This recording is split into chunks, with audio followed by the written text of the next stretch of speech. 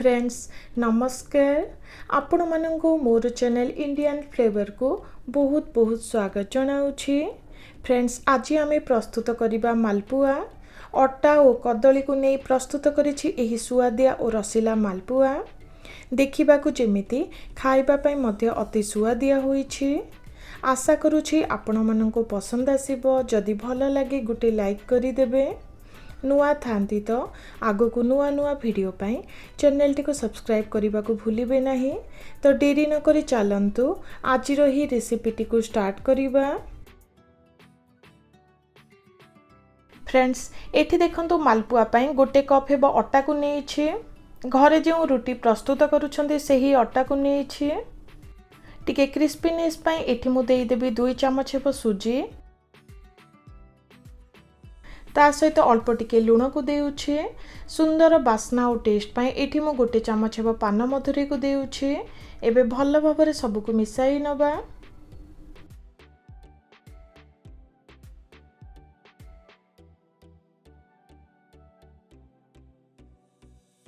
Friends जेहेतु मालपुआ रे आमे कदली को यूज करूछंती एठी मु गोटे पाचिला कदली को नेछि।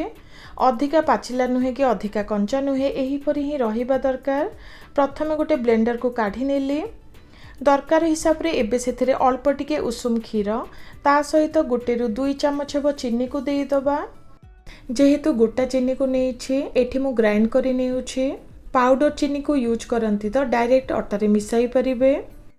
एबे चिकन करी बाटी नेउछि। फ्रेंड्स देखंतु कदली प्यूरिटी आमर रेडी हे गला। एबे चलंतु अट्टा रे देई दबा।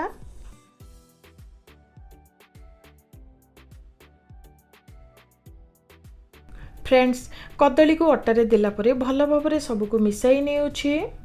देखंतु टिके काठुआ लागुछि। दरकार हिसाब रे एबे सेथिरे क्षीर को देई तार बेटर टिए प्रस्तुत करिबा। एठी मु प्राय गोटे ग्लास हेबा उषुम क्षीर को नेछि। एठी आपण माने दरकार हिसाब रे हल्का टिके पानी मध्य देई परिबे। देखंतु बेटर टी आमर रेडी हे गला।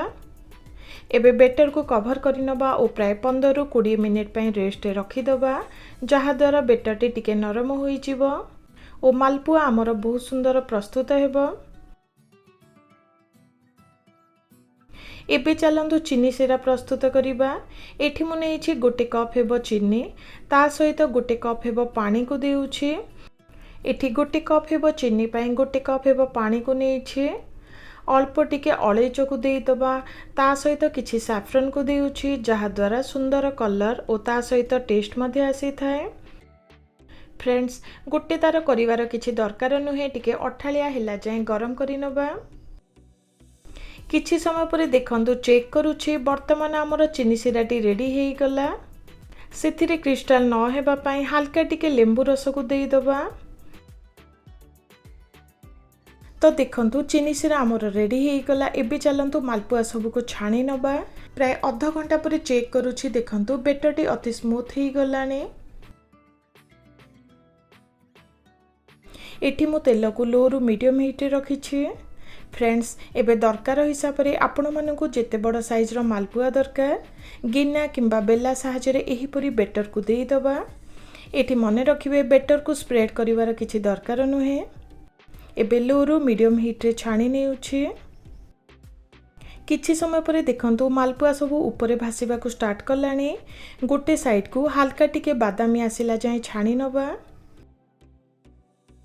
देखंतु हल्का टिके बादामी लागुछि। एबे ओलोटाई नबा जहा द्वारा उभय साइड भल भाबरे भाजी परिबो। उभय साइड टिके बादामी हिला जाय छाणी नेउछि।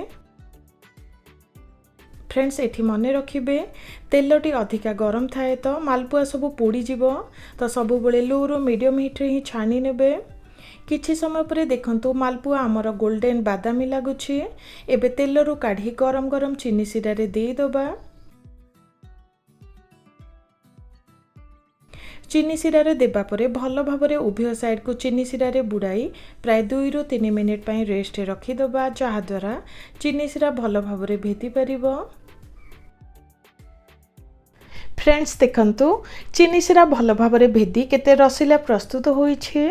एबे गोटे प्लेट को काढी नेउछे। मालपुआ आमर रेडी हे गला। किछि पिस्ता को काटी नेछि ताको ऊपर दे सजाई नबा। तो फ्रेंड्स देखंतु घरे थिबा सामान रे रेडी हे गला हमर सुआदिया रसीला मालपुआ। पिलांक ठारू बड़ जाए समस्त को पसंद आसीबो। निश्चित ट्राए करिवे। देखंतु देखिबाकू जेमिति खाइबा पई मध्य अति सुआदिया होईछे। आशा करूछि आजिर ही रेसिपीटी पसंद आसीबो। रहुछि नमस्कार।